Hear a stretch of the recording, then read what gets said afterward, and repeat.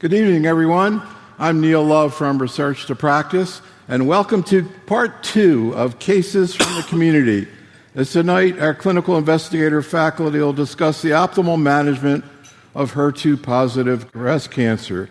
We have a great faculty this evening, starting from the far side of the stage, Professor Nadia Harbeck, Professor Giuseppe Curigliano, Dr. Nancy U Lin, Dr. Ian E Krop, and Dr. Joyce O'Shaughnessy. As with all of our programs, tonight we will be discussing at times the use of unapproved agents and regimens, so check out the package inserts of various products for more information. We're so appreciative to the docs tonight. You're going to see cases presented by general medical oncologists. Several dozen of them work with us over the last month or two preparing what we're doing here at San Antonio as well as ASH. We're so appreciative of their being willing to share their treatment decisions and ask questions, and also, of course, to all the faculty members who are working with us. So we're going to talk about HER2-positive breast cancer. Obviously, a lot happened this year, particularly at ASCO and at the ESMO meeting.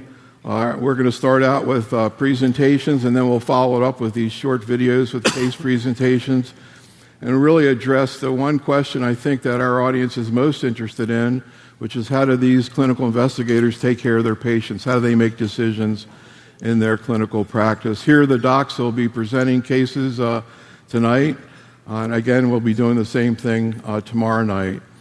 So we're going to start out with Professor Harbeck, and she's going to talk about, of course, a lot happened at ESMO as it relates to localized HER2-positive breast cancer. So Nadia, take it away. Thank you, Neil. Dear colleagues, it's a pleasure to be here. Before we talk about the advances that we've seen this year at ESMO mostly, I think it's important to see where we're coming from. And it's 20 years this year when the first adjuvant trastuzumab data were presented at ASCO in Orlando. I still remember those standing ovations, and I think that was a thrilling moment because we saw something great had happened for our patients. So trastuzumab reduced recurrences and mortality by a third, and now we're moving on and even further. I'm using the ESMO guidelines as an example, but in HER2-positive early breast cancer, international guidelines don't differ much, so NCCN guidelines sort of recommend the same schema. In HER2-positive early breast cancer, just the very small tumors 2 centimeters or smaller, node negative, you can take them right to surgery, and then if it stays a small node negative tumor, we can use 12 weeks of paclitaxel plus trastuzumab for a year based on the APT trial data here, and we have excellent outcome for those patients. If the tumor turns out to be node positive or larger, then we have to add adjuvant chemotherapy, anthracycline-based or anthracycline-free plus dual HER2 blockade if it's node positive. In patients with larger tumors, node negative or all node positive, guidelines recommend neoadjuvant chemotherapy, and that's where we've seen the advances this year in neoadjuvant chemo as well as in the post-neoadjuvant setting. The first question is, which kind of chemo do we use, anthracyclines versus anthracycline-free regimens in the US? I think you're mostly now using anthracycline-free regimens, so do we in Germany. Internationally, it's about 50-50.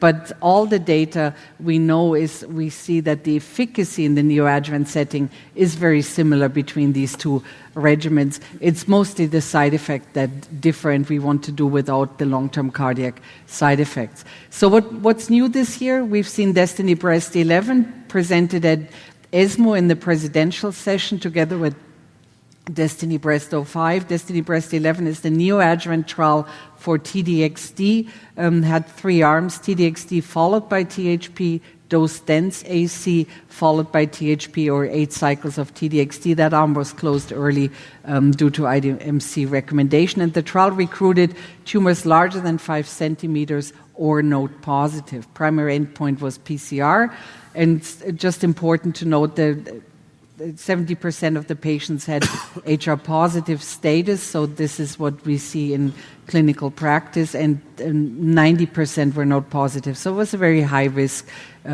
setting. The trial reached its primary endpoint, TDXD THP was superior to dose-dense AC followed by THP, with the absolute PCR rate in the overall population of 67.3%. That's the highest PCR rate we've seen in HER2-positive in registrational trials.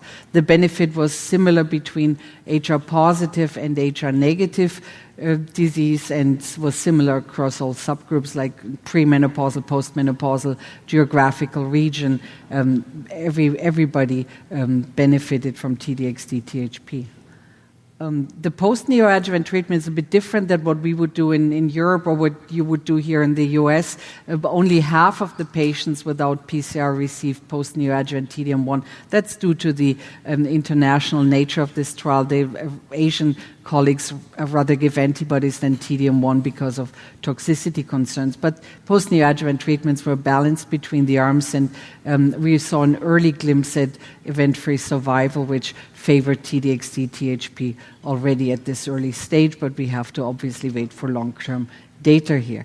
Safety was favorable. We were surprised to see it be so much more favorable than the dose-dense anthracycline THP arms. There was less high-grade serious adverse events, less treatment interruptions, and most specifically, the ILD rate was very low, much lower than the metastatic setting, and similar between the two arms.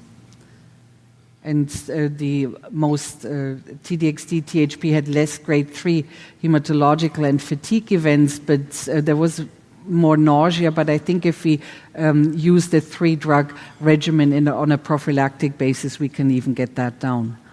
The T-DXd alone arm didn't do so poorly. You can see that the primary analysis shows it with 43% PCR, but then everybody who switched to standard of care after closure of the arm was counted as non-PCR. And if you look at what actually happened, there was only a 5% difference between T-DXd alone and the 5-agent standard of care regimen. EFS looked quite similar, so I'm really excited to see T-DXd alone perform so well, so we have to wait for longer follow-up here as well.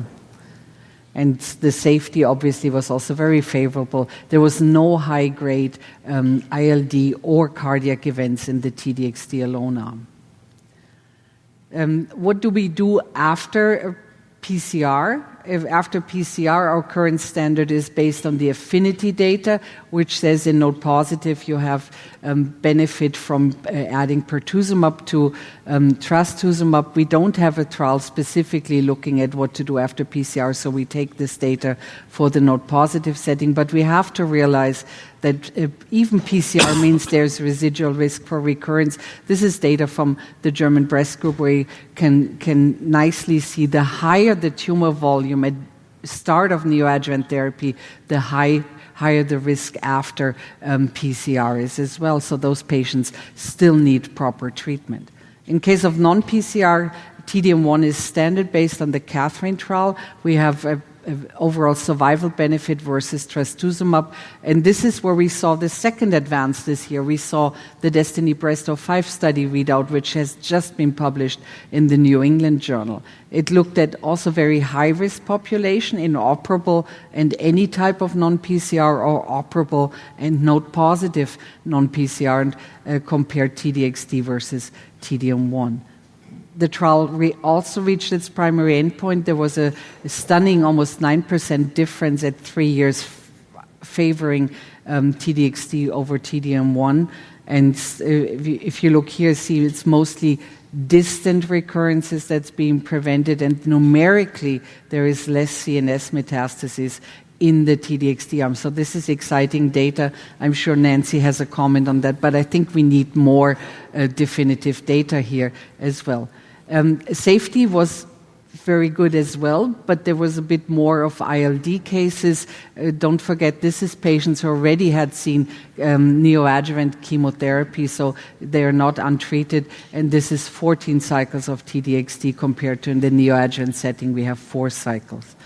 We're waiting for another trial from Germany, the ADAPT HER2-4 trial, where we actually compared 4 cycles of TDXd versus THP in the neoadjuvant setting, or 6 cycles of TDXd versus TCBHP. So I think this will help us to understand how valuable TDXd is in the earlier stages than in the DB11 or DB05.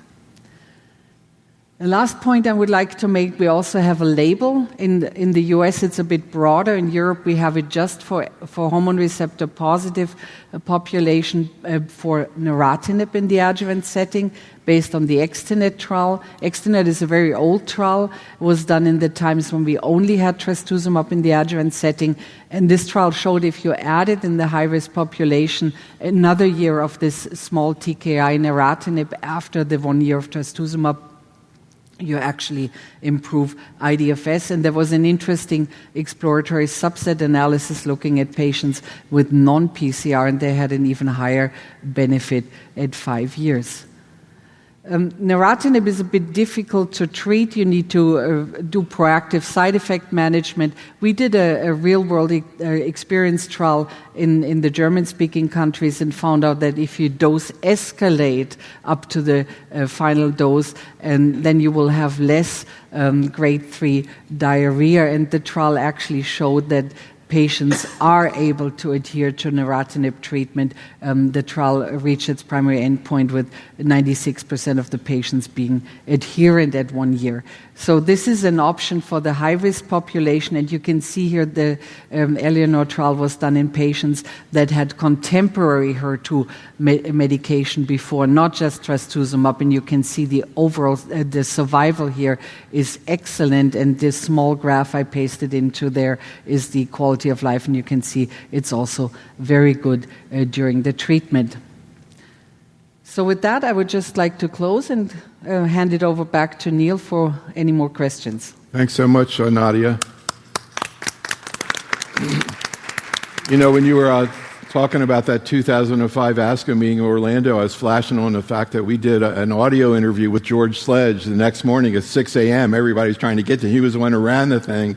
And so we did this interview with him. We later showed that 44% of the oncologists in the United States heard that interview. So the message got out instantly. One other thing I was just going to say before we get to the videos too, I thought this work that you just talked about, the Eleanor study, was really interesting. There's one other graphic there that I thought was really interesting, which is why did they stop treatment? It looks like 2/3 of the people actually got through the treatment. That's what happened? Yeah, so I think we're really pleasantly surprised to see if you dose escalate with neratinib and patients understand. There's also a nice graph on the poster. The main reason for patients to go with neratinib is because they like the efficacy data.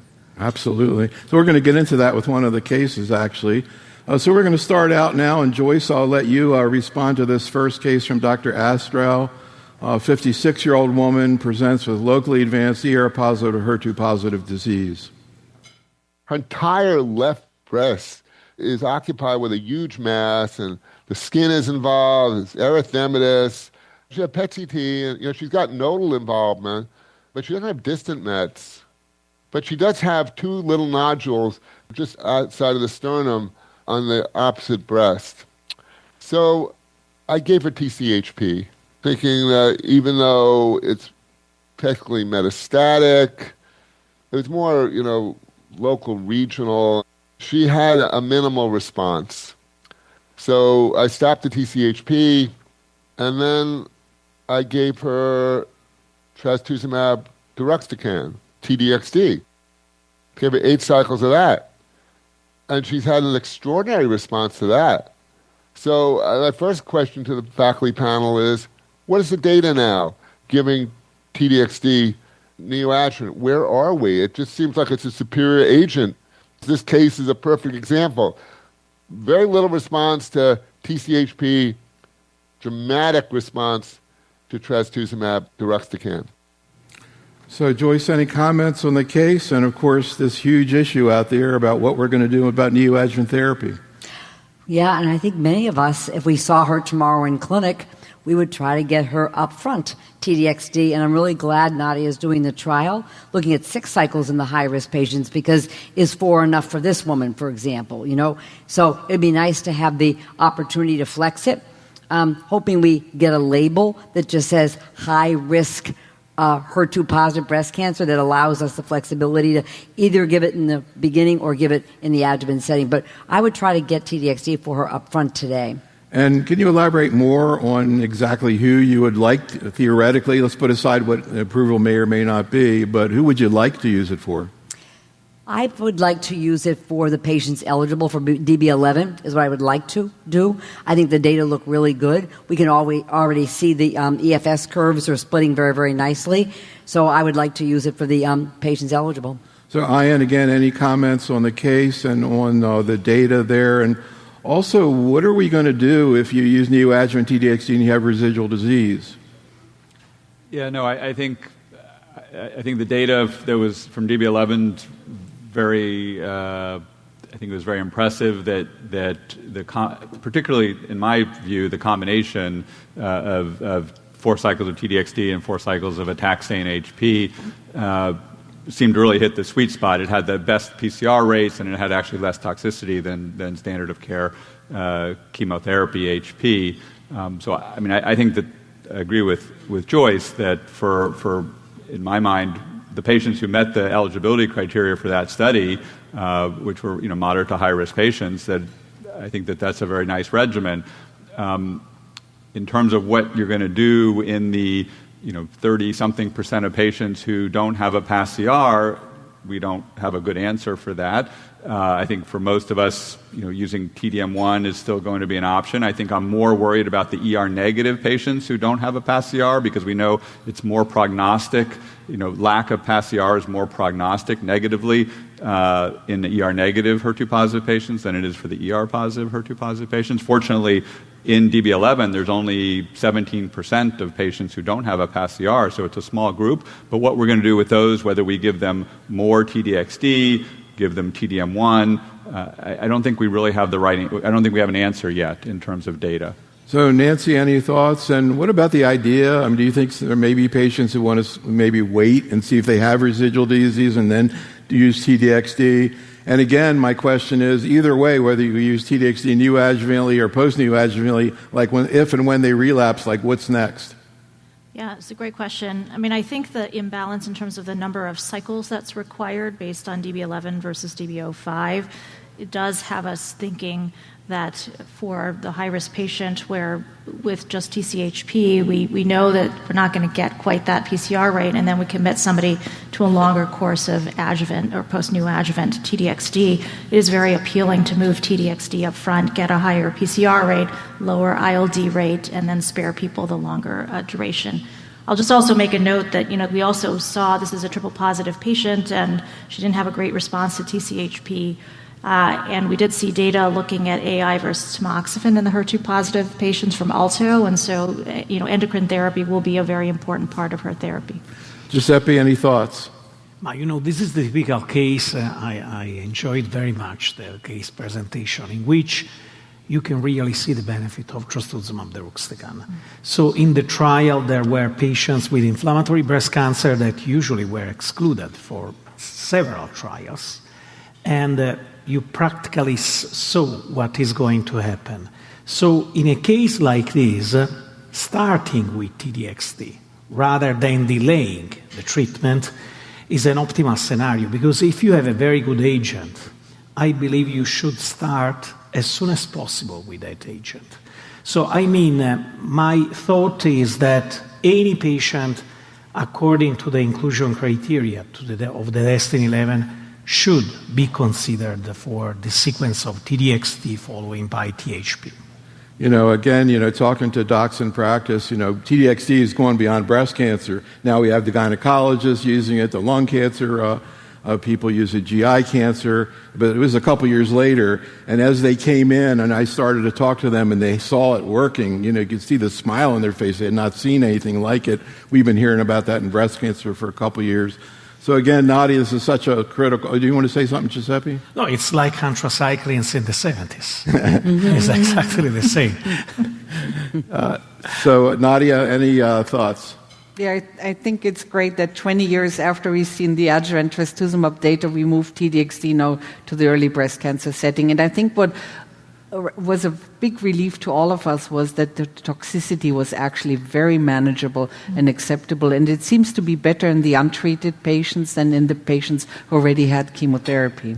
I've got to say, too, 24 years later, after the ATTACK trial, which was presented in this room, right? Because San Antonio used to be here, not in the convention center. Now we see Lidera. All right, well, let's go to another case. We've been talking about neratinib, and of course, maybe not exactly as exciting as all this new data, but still in ER-positive patients, something to think about or at least discuss with a patient. This is a patient of Dr. Agarwal, a 46-year-old woman, ER-positive, HER2-positive, stage 2 disease, gets a neoadjuvant TCHP, has residual disease of 13 millimeters and then a positive nose, gets adjuvant TDM1 but discontinues due to neuropathy, which is something that wasn't exactly on my radar. In any event, shortly after she had this neoadjuvant therapy, here's what happened. This patient was treated with adjuvant TDM1. However, 4 cycles in, she developed a very severe neuropathy, and we were unable to continue with TDM1. So the completion of her adjuvant therapy was with trastuzumab and pertuzumab. She was also on endocrine therapy with ovarian function suppression and letrozole.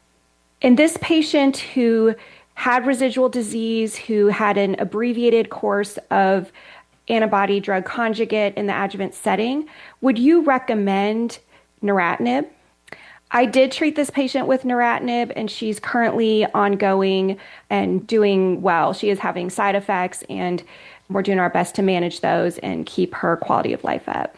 We did ramp up the dosing initially, and she's maintaining on full dose with available antidiarrheals as needed. Any questions for the faculty about this case or about neratinib? Well, I'd love to know about your experience on how patients tolerate the ramp up. And also, should we be doing this with most oral cancer medications that have these major toxicities? So, Joyce, we like to do these surveys. We do surveys of investigators, surveys of docs in practice. We did one a while back. I think it was 7 or 8 years ago. There was a poster here. We have 4 posters here this year, where we asked people we gave them various clinical scenarios and estimate the absolute benefit of neratinib. And everybody knows the data, so in ER-positive, they put the numbers down. But then we said, in general, do you use it? And like half the people who said there was a benefit say they don't use it. And of course, you know why. But maybe give us a little granularity about your experience and kind of what she's asking, because we came from one place, but I think we're maybe somewhere else now. Yes, and I think that's been exactly where we've been using neratinib, is for the high-risk, node-positive, ER-positive patient who gets standard of care but still has considerable residual disease. That's exactly where we get this 9% improvement in survival in an exploratory analysis. And I'm going to show a slide after, because if the patients can get at least 11 months of the year, they get a larger improvement in disease-free and overall survival. So there is an impetus, there's a motivation there to do that. Most patients can do it with the escalation, not all, but most can. And so, I think the thing may come up with this patient here today, if we could, she gets neuropathy on TDM1, do we try to give her TDXD?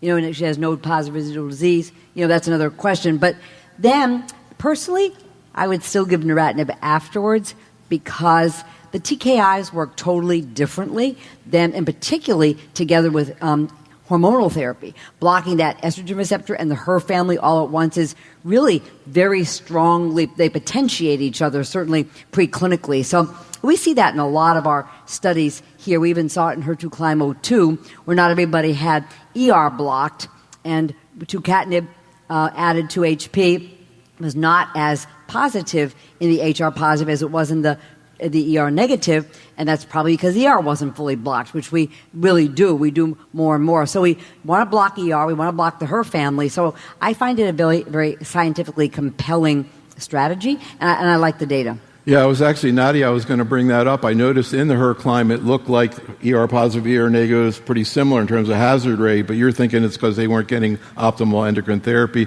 Nadia, any thoughts? And any thoughts about this idea of a patient like this, if they presented today, they give TDXD, sort of, if they couldn't tolerate TDM1. Have you seen neuropathy with TDM1, incidentally? Yeah, we've seen that, and then some patients develop that, and then they have to stop early, continue with the antibodies. And I would agree with our colleague here. We always offer these high-risk patients neratinib, and we talk about it once they finish their first year of anti-HER2 therapy, and most patients want to try. And if they really, really struggle, then I tell them, please don't go back to your life and take optimal endocrine therapy. But most patients do quite well with the, escalating the dose up to the proper dose and then having loperamide just in case, So we're going to move on now. We could probably spend the entire program talking about the next topic, first-line therapy, HER2-positive metastatic disease. An incredible topic nowadays to discuss. And Giuseppe is going to go through some of the data.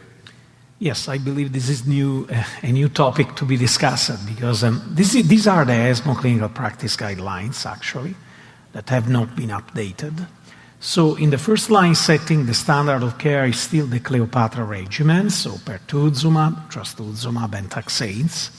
And of course, if you stop treatment, we incorporated the pertinent regimen. So usually what we do when we achieve the optimal response, we stop taxanes and we switch to dual blockade maintenance if HR positive, or you add endocrine therapy or endocrine therapy plus palbociclib according to the data of PATINA trial.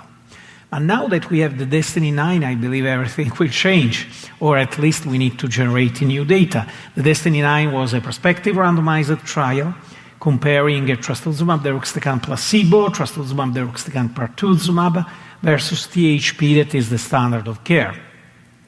The primary endpoint was median progression-free survival, key secondary endpoint overall survival. As you know, we saw the data of an interim analysis because still we don't have the data of trastuzumab deruxtecan alone.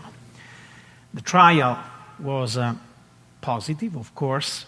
Trastuzumab deruxtecan pertuzumab dramatically increased the median progression-free survival up to 40 months. That is unprecedented in the metastatic setting.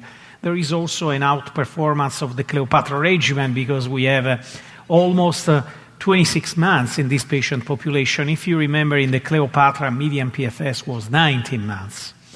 Yearly overall survival data suggest a positive trend, so I expect that we will have an overall survival benefit. And of course, a consistent PFS benefit was also observed across subpopulation like recurrent disease, HR-negative disease, and PI3 kinase mutant disease. Here we have the patient characteristics of patients included in the study. Treatment arms were very well balanced according to key disease characteristics, including also a cluster of patients with brain mets. You can check that also in this clinical trial. We have the brain mets patient population. 54% of patients were de novo metastatic disease. This is quite common for clinical trial in the modern era. So when we evaluate median PFS by prior treatment status, TDX plus pertuzumab demonstrated a clinically meaningful PFS benefit versus THP regardless of de novo or recurrent disease. Of course, in the de novo metastatic breast cancer, there is a better median progression-free survival as expected. Overall response rate was outstanding. Complete response were observed in 16% of patients in the TDX pertuzumab arm, with an overall response rate of 90.5%, and the duration of response in the de novo disease that is 39 months, and in the recurrent disease, 35 months. So this is really impressive for a treatment like an ADC. PFS status according to HR status, of course, is 38 months in HR-positive disease, 40 months in HR-negative disease. Overall response rate also by HR status, as expected, more response have been observed in the HR-negative population, close to 90%. So what about PI3 kinase mutational status? You know, it seems that when you have a dual blockade and you have a PI3 kinase mutation, at least the data from trastuzumab and lapatinib seems to predict less response. But here, independently of PI3 kinase mutational status, we have a median progression-free survival of 40 months in patients without the mutation and 36 months in patients harboring a PI3 kinase mutation. Also, in terms of response rate, 87% in patients with PI3 kinase mutation not detected, 81% in those with mutation detected. Of course, when checking PFS2 by subgroup, it seems that the clinically meaningful improvement in PFS2 with T-DXd plus pertuzumab was observed in all the subgroups. And finally, in terms of safety, we don't have new safety events. What is very clear is the rate of ILD that is around 11-12%, exactly like in the DESTINY-4 and in the DESTINY-6 trial. So according to this data, T-DXd plus pertuzumab represent an effective first-line treatment for patients with HER2-positive advanced metastatic breast cancer, regardless of HR status of de novo versus recurrent or PI3 kinase mutational status. But what we have to do, should we give TDX for 40 months? This is really the open question. Should we stop? Should we stop when we achieve the best response? Should we stop in any patient in which we achieved a complete response? So this is really an important question. Actually, we have some studies addressing this question. One is the Demeter trial. You give 6 cycles, you stop, and you maintain with the dual blockade, and then you re-challenge in case of progression. Since we have the data of Patina, Patina trial was completed in an era where the standard of care was the Cleopatra. So these data are not after an ADC, but are after a dual blockade. But it's impressive, the benefit of median progression-free survival. It's 44 months of benefit. And we saw the data over HER2CLIMB this morning in a similar setting after dual blockade. If you maintain with tucatinib, trastuzumab, and pertuzumab, you can achieve a median progression-free survival of 24 months. So in HR-positive disease, you have 44 months. In the overall population, because this is intent to treat with tucatinib, trastuzumab, and pertuzumab, 24.9 months. Of course, here we're still waiting for data of overall survival. The issue is potentially the safety. With the patina, neutropenia and the hematological toxicity was the most common toxicity. In their HER2CLIMB 05, you can check here, hepatic toxicity and diarrhea was the most common toxicity, but we know how to manage these drugs because we know very well how to manage the toxicity. So here the open question is, do we need a pragmatic trial that demonstrates that after an optimal treatment with TDX, you can stop and maintain, and you have 2 options here. Maybe for HR positive, the Patina trial, for HR negative, there are HER2CLIMB 05. This can be an option. Or do we need to do this in clinical practice as we did in Cleopatra? Because in Cleopatra, the study was designed to continue with chemotherapy until progression. But what we do in clinical practice is to stop and maintain. The Demeter can answer to this question. I believe it's an important trial, this one. And finally, of course, we are also waiting for INAVO 122. That is another maintenance trial in which the selection is based according to PI3 kinase mutational status. And now let's go to the discussion again. Neil. Thanks so much. So Giuseppe, sometimes I joke that I want to have a little bell here, and every time I hear something I've never heard before, I want to ring it. And I've got to say, maybe I'm the last person to hear this, but I was surprised when you said 50% de novo. Yes. Is that like a general observation? Is that because you think we're doing better with the localized disease? This is very common in clinical trials, because when you have a very good agent or a clinical trial that is an opportunity for patients, there is a bias of selection. So we see patients with de novo metastatic disease, but there is an enrichment in clinical trial because you believe it's an option for that patient. That's why. But in the real-world setting, what I see in my country, the rate of de novo metastatic disease, because we know this data from the tumor registry, is around 15 to 17%. Nancy? So there are data actually from the U.S. as SEER and then also from the ESME French registry. And actually what's very interesting, it's not published data, but in the ESME French registry, 15 years ago, the rate of de novo was about 30%, and then it was 70% relapsed. And now in recent times, it's actually flipped. So 2/3 are now de novo, Wow. and about 1/3 is relapsed. So it's really, really changed with the use of adjuvant therapy. And neoadjuvant. That's really interesting.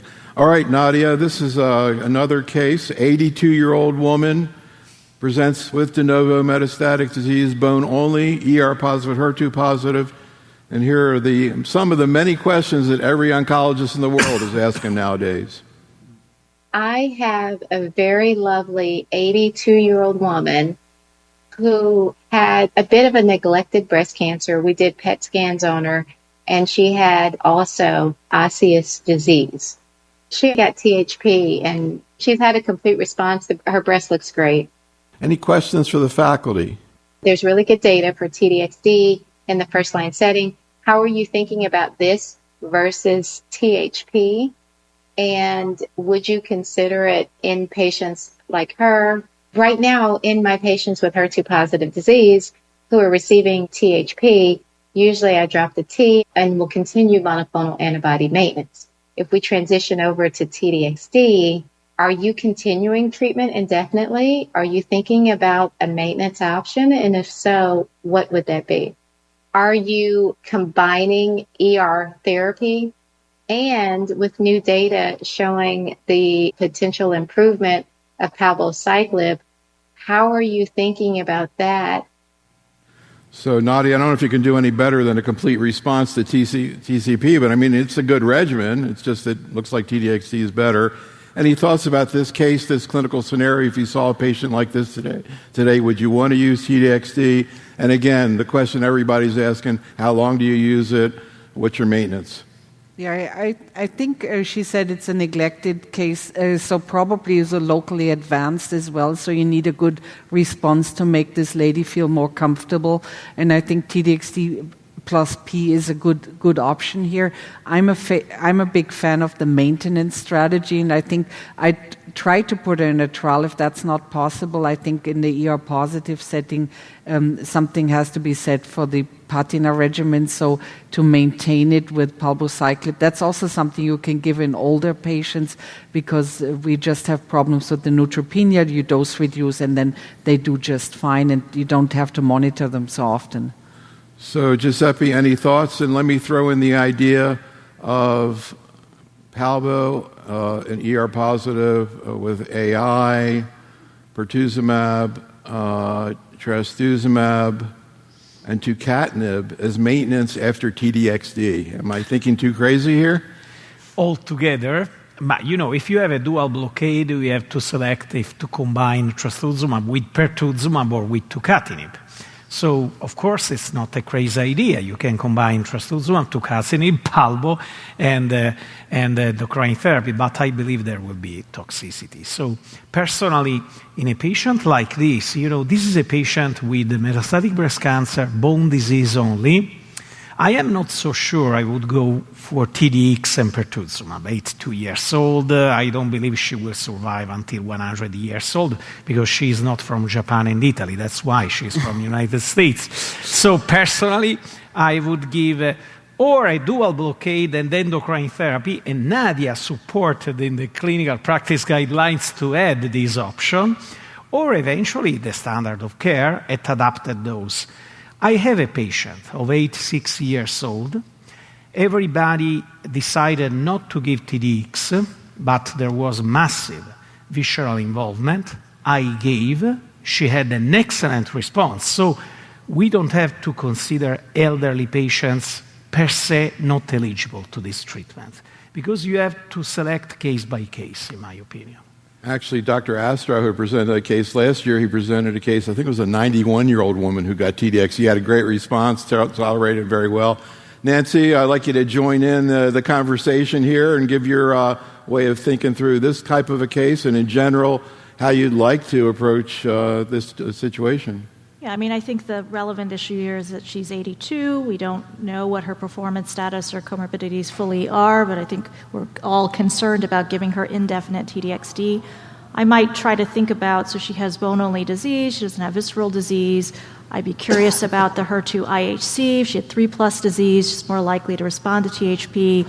She had 2+ disease and a borderline FISH. I'd be sort of more likely to think about T-DXd initially.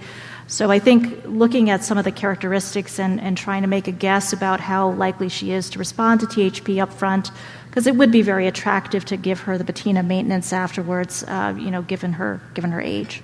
Incidentally, I imagine our surveys show that you all are using the patina strategy. Is neutropenia any different issue than it is an ER positive with the other drugs on board? Not really. I don't think so. Yeah. I don't so again, Ian, any thoughts about in general medicine? No, I mean, I think we're blessed with now having two very effective pathways for treating newly diagnosed HER2-positive metastatic disease. And I think it's, like many times, it's not going to be a one-size-fits-all approach that's going to be best for all of our patients. I completely agree with Nancy that in a bone-only ER-positive patient, that using THP followed by the patina regimen is very likely to do well with that. In a situation like this, the response rate in the DB09 study in the THP control arm was still very good. I mean, it wasn't quite as good as it was with T-DXd, but it was, I think, 70% as opposed to 80%. I mean, it's a very effective regimen, and I think a patient like this, would be well suited for that. I think that where it would be really nice to have data, and we eventually will with Demether, of using kind of the combined approach of using an induction T-DXd followed by one of the maintenance regimens. It seems very likely that will be a good approach, but it'd be nice to have the data first. But again, I think you have to personalize. Joyce, any thoughts? And also the issue of tolerability of T-DXd in an 82-year-old. You're going to talk about the issues that come up, including acute GI toxicity. What's your experience in older patients, and any thoughts about how you like to do first-line therapy? Yeah, she's got pretty locally advanced breast cancer. We know she's done very well with the Cleopatra, but when you're looking at that very locally advanced, you'd really like to get massive cytoreduction on that, because you want that control to last for a long time, because the bone will come into good control. So it is tempting to think about T-DXd for her. I think the biggest challenge, toxicity-wise, probably in this age group will be fatigue, because the nausea is very easy to deal with now these days, but fatigue responds very well to dose reduction. And so I have to really see the individual woman. If she's otherwise a robust woman, I might consider some induction, but it would certainly be induction with a maintenance HP and a endocrine therapy plus probably a careful dose of the palbociclib, 100 milligrams. Nadia, any thoughts about what we're going to eventually see with T-DXd alone in the trial? And there are some data. I hadn't seen that before. Any thoughts about that as opposed to T-DXd plus pertuzumab? Yeah, I'm not so sure we actually need pertuzumab on top of T-DXd. It's such a great regimen by itself, so we'll have to see. It's just the interim analysis didn't call that arm because it wasn't significant. Doesn't mean it's going to be that much worse. I just wanted to make one more point in this lady. If I would start her on T-DXd plus P because of the local mass, but I would feel comfortable with the maintenance therapy. And we shouldn't forget the guidelines permit after maintenance to reinduce that drug that we stopped after progression. So if she then progresses maybe 1.5 years later with liver mets or so, something where we need a rapid response, nothing to be said about reinducing T-DXd. What a great point. So actually, we have a case that someone asked about. I brought this up last night, so I brought it up to the faculty before we got started because I've been so fascinated by this. So Ian, someone here has a patient with lobular cancer de novo metastatic disease, ER positive, HER2 1+, refractory to CDKAI within 6 months, has a HER2 mutation. So we were talking about HER2 mutant. We brought this up last night because in lung cancer now, you have the approval of 2 TKIs that really seem to work with TKD mutations. So we did a program recently with John Haymock from MD Anderson, and it opened my eyes. I'd never heard about this. I mean, the waterfall plots with these two new TKIs look like, osimertinib. So first I was asking the faculty, do we see TKD mutations in breast cancer? Could this patient have a TKD mutation? Would you consider zongertinib in a patient like this? Yeah, so it is true that the HER2 kinase mutations are seen in ER-positive breast cancer, typically 3 to 5%, but they actually are more common in lobular cancer, and they can be acquired after multiple rounds of endocrine therapy because it seems to be a resistance mechanism. And I'll get to it in my slide set that there are now data using HER2 kinase inhibitors like neratinib and more recently tucatinib showing clear efficacy in this population. And then we have the newer, very potent HER2 irreversible kinase inhibitor as well in small studies showing efficacy. So it's another reason to be testing our patients for, using NGS to test our patients for mutations, somatic mutations, because if you see one in an ER-positive patient, we have clear data that they can respond to a TKI and gives them another line of targeted therapy. Giuseppe? We have one study of David Hyman combining fulvestrant plus tucatinib in HER2 mutant. Yeah. Specifically, the trial focused on endometrial cancer, cervical cancer, and breast cancer. And don't forget that there was a study that was a pan-tumor study for HER2 mutant with trastuzumab deruxtecan. And there was a cohort of patients with HER2 mutation in which there is, of course, activity of trastuzumab deruxtecan. In this case, is HER2 low, so my option would be TDX for the patient. That's a great point. So we're going to move on now and talk about brain mets in HER2-positive breast cancer. Nancy?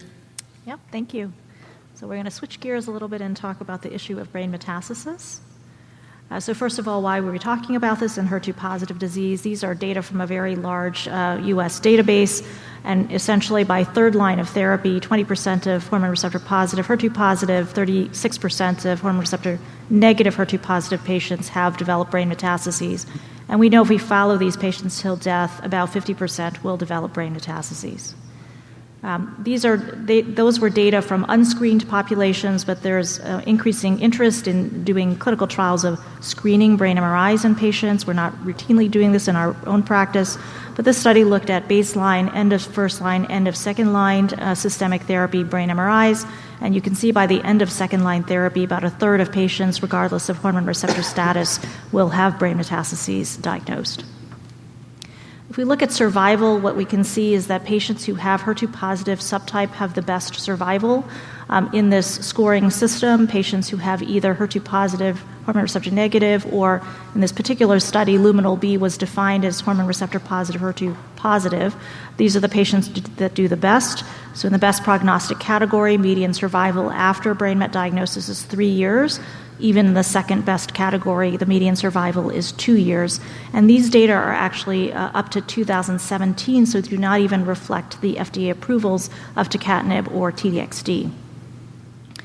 So first we're going to talk about antibody-drug conjugates, and so why could it be that antibody-drug conjugates work in the CNS?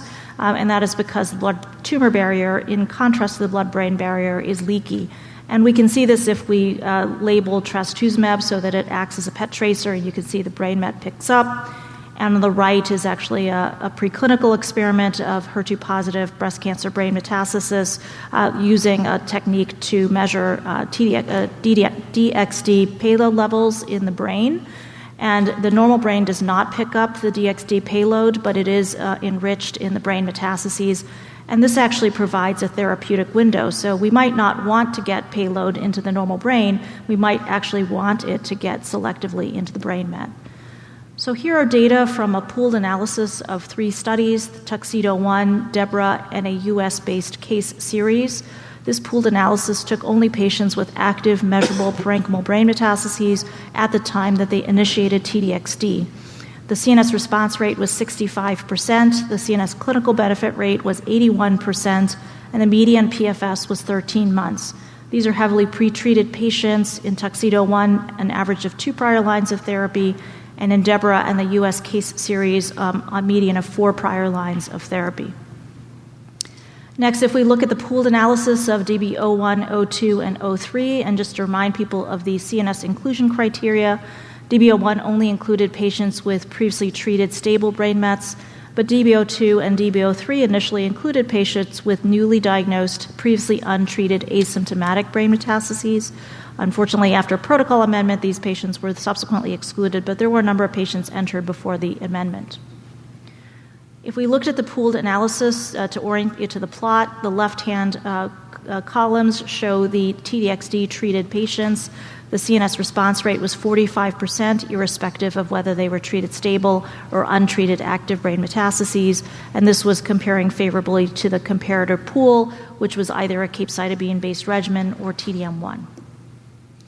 And then looking at progression-free survival, you can see that both for treated stable brain mets patients and active brain mets patients, there was a definite favoring of TDXD.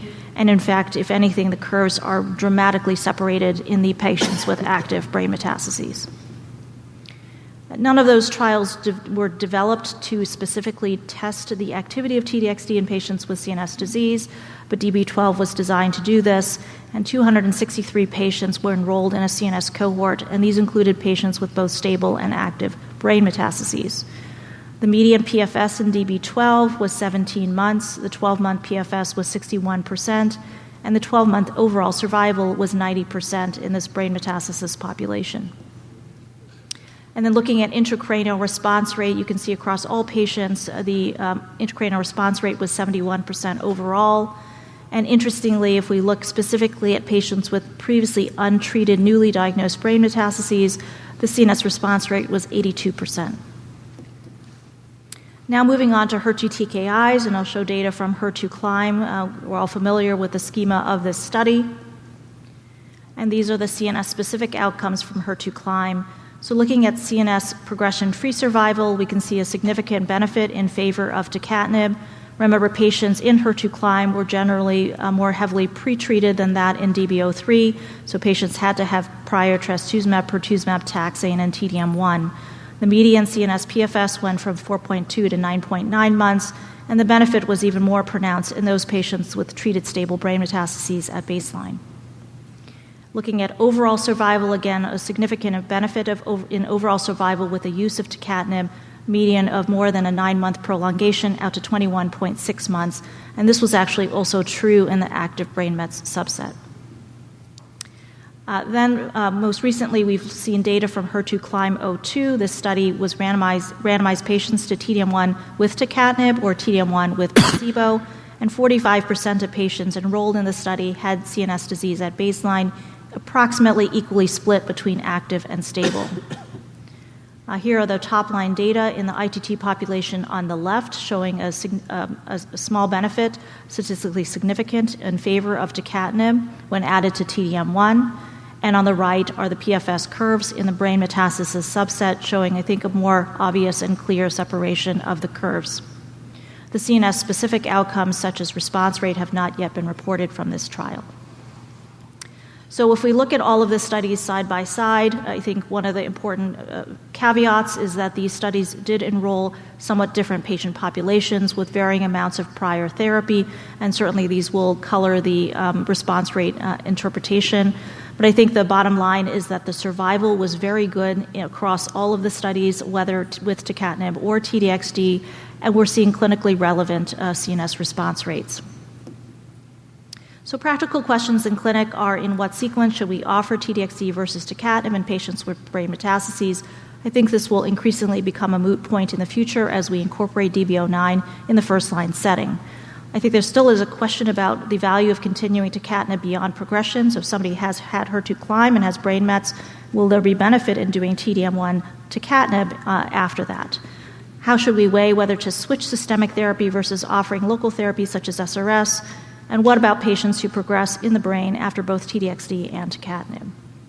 So here are some of the factors in weighing local therapy versus systemic therapy. So if a patient has very well-controlled extracranial disease, they have symptomatic lesions, they have relatively fewer lesions, they have low brain met velocity, their disease is amenable to SRS, these are patients I'm going to refer for local therapy and continue their same systemic therapy. whereas for patients who have more progressive extracranial disease, less symptomatic lesions, high brain met velocity, maybe I'm going to give the systemic therapy a chance first and defer local therapy. So one question is, what about patients who have isolated CNS progression? Here are data for patients with isolated CNS progression on first-line THP followed by HP. This is a retrospective study, so take it with a grain of salt. But actually, the patients who did the best in terms of survival are those patients who received local therapy and continued HP compared to those patients who switched their systemic therapy.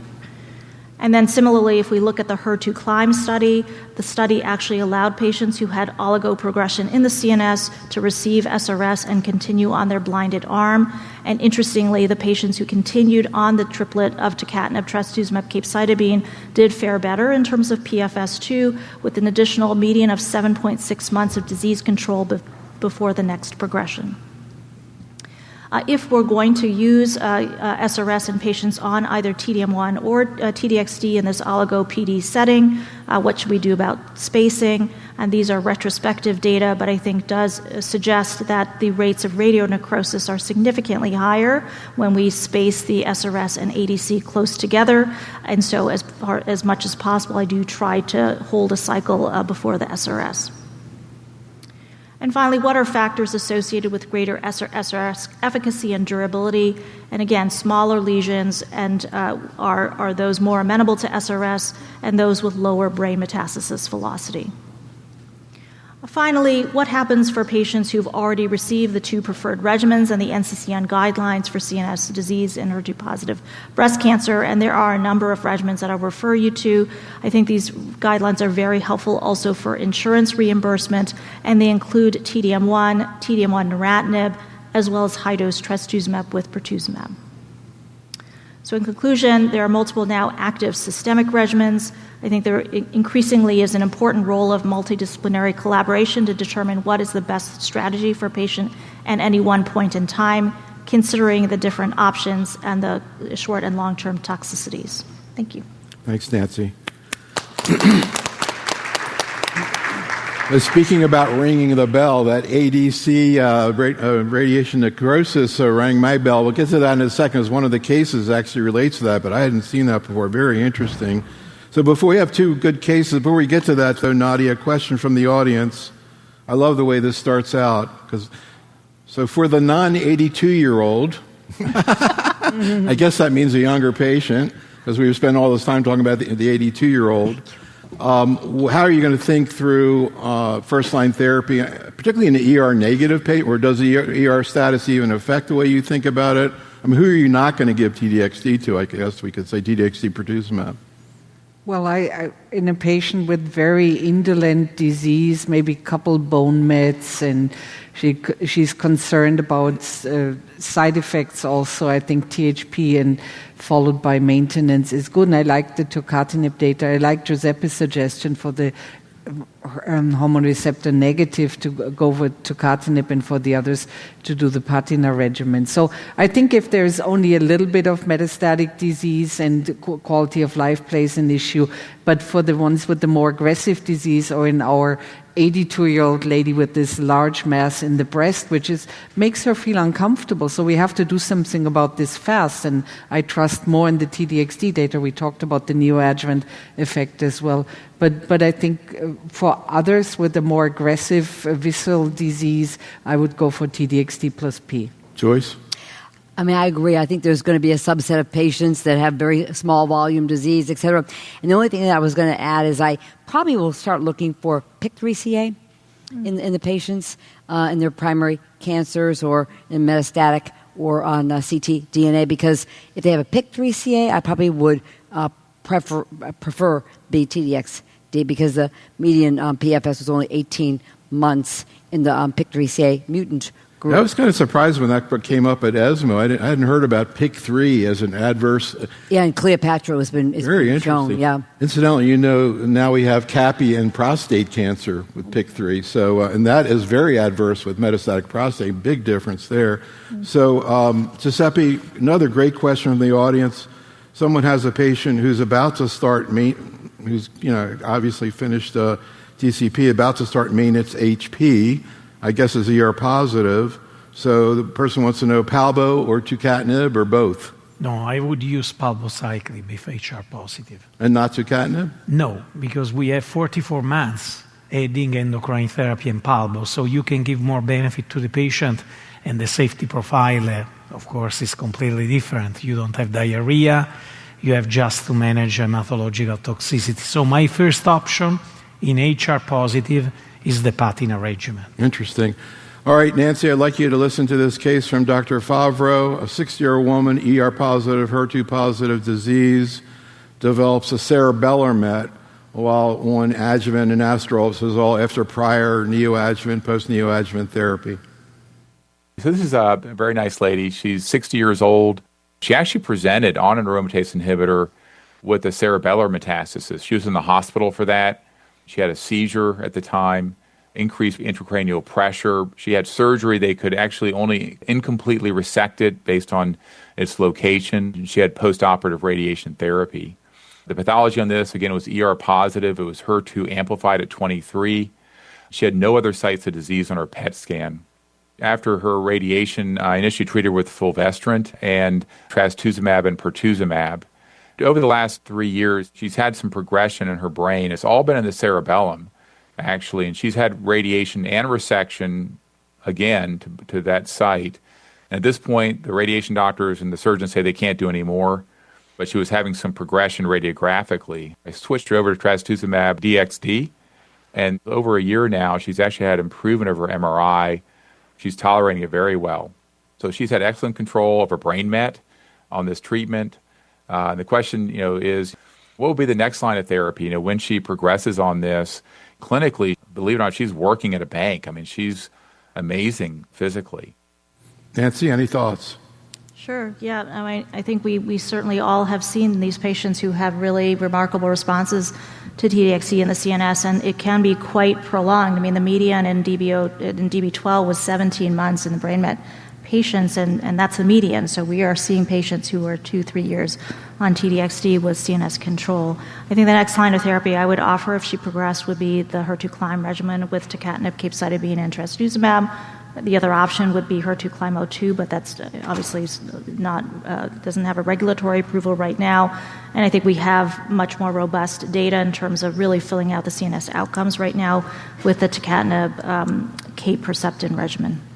And have you seen cases like this with, local recurrence in the brain without developing systemic? It's been, I guess, a couple of years.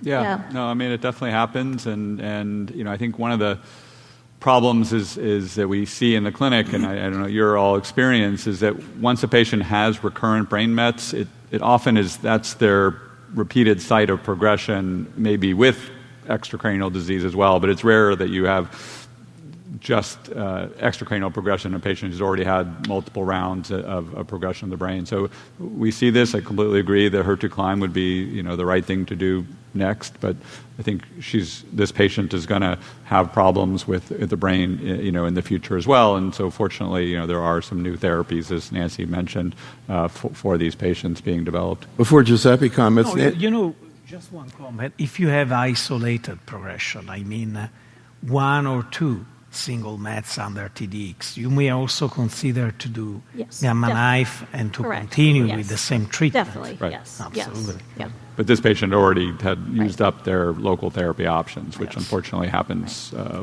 typical. Nadia? Well, I think what we now see is that patients with brain mets live much longer than they used to with these new therapies. And I think Nancy showed the DB12 data where 90% of the patients were still alive after 1 year. That wasn't the case a couple of years ago. So I think things are improving, and the longer they stay on the first-line therapy with systemic therapy with their brain mets, the longer they will have overall. And we have still patients from the DB12 study, I think now in the 5th year or something like that. So it's amazing what we see now. Ian, you have I just wanted to follow up because you brought up a good point that our patients now can live quite a long time after CNS disease, which I think is a strong reason to try to avoid using whole brain radiation as much as possible, because now, because patients are living long, they have more time to develop the potential long-term cognitive deficits from whole brain. So if you can avoid that, and by using more defined, more targeted local therapy as well as systemic therapy, you can really help patients' long-term outcome be vibrant. Joyce?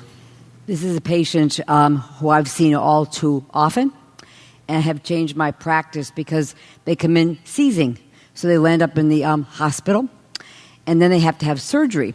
And in the posterior fossa, when you do surgery, you're higher risk of seeding the leptomeningeal. So if you found it as an outpatient, you might do SRS first, then resect it afterwards. I'm sick of those surprises. I'm doing screening. Wow. I've had this happen way too many times. And this gal's in a bit of a mess now in her posterior fossa because she's had recurrent disease. Perhaps if this had been caught earlier, she would have had an easier time of local control. So I've been burned on this many times, and I'm screening now. Interesting. Speaking of leptomeningeal disease, Nancy, what's the efficacy of TDXD there? So it turns out TDXD actually also works in patients with leptomeningeal disease. So there's a number of case series, one from our institution, one from Japan, really showing excellent outcomes with TDXD and LM. And I personally have patients who have had cytology positive LM who've been on TDXD for more than 2 years. Wow. It's really astounding. Interesting. All right, next case is from Dr. Agarwal, 41-year-old woman, ER-negative, HER2-positive metastatic disease, gets neoadjuvant TCHP surgery, post-neoadjuvant TDM1, and shortly after that develops a headache. It's found an isolated 4-centimeter breast lesion that's surgically resected and found to be metastatic disease. And then immediately after completing her radiation, she developed headache and had a fall. And through the evaluation was found to have a very large brain tumor, 4 centimeters. It was surgically resected, and it was consistent with metastatic breast cancer, hormone receptor negative, HER2 positive. She received radiation post-resection to the brain. And at that time, there was no evidence of extracranial metastatic disease. She was treated with trastuzumab alone. Ultimately, we discontinued trastuzumab about 2 years into her course, and now she's 6 years post-resection of her brain met and has no evidence of disease. Several years into this course with no active treatment, she developed headaches, and we evaluated this with a brain MRI that showed changes in the resection bed where the brain metastasis had been. And this was evaluated in conjunction with our neurosurgery team. And ultimately, she had a biopsy. And the biopsy showed no evidence of metastatic cancer, but it was consistent with a diagnosis of radiation necrosis. So we decided to treat her with bevacizumab, and she did have improvement in her symptoms. Could the faculty please share what is your experience with treating radiation necrosis of the brain? How in your institutions is this managed through a multidisciplinary team? And what has been your experience in terms of outcomes? Giuseppe, any thoughts? I have a similar patient, exactly the same, that had a large brain mass. She received surgery. Then she started trastuzumab.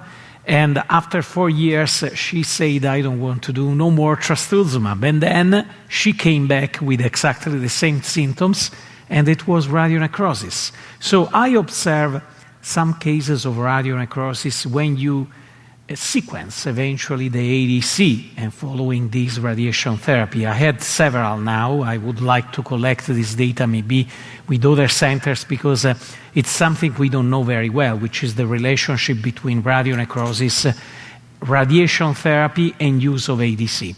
But in a patient like this, of course, if you don't have evidence of disease, bevacizumab would be my option to reduce the burden of symptoms related to radionecrosis. So again, Nancy, I personally haven't heard about this before. I don't know how many of you haven't, but can you talk a little bit more about this interaction with ADCs and radiation therapy? And this is different. You don't see this with chemo? Yeah, so this was initially reported with TDM1, and the group at University of Colorado has published extensively on potential mechanisms. It's not entirely clear. And then with TDXD, it's also been observed, and I have personally observed, some patients who have a history of SRS-treated brain mets, and they complain of headaches for the day or two after they get TDXD, and you kind of wonder, like, what's going on there? Is it like tickling something? But we definitely do see this. I think there have been now multiple case series showing these higher rates. Like in the Japanese series, it was a 30% rate of radionecrosis.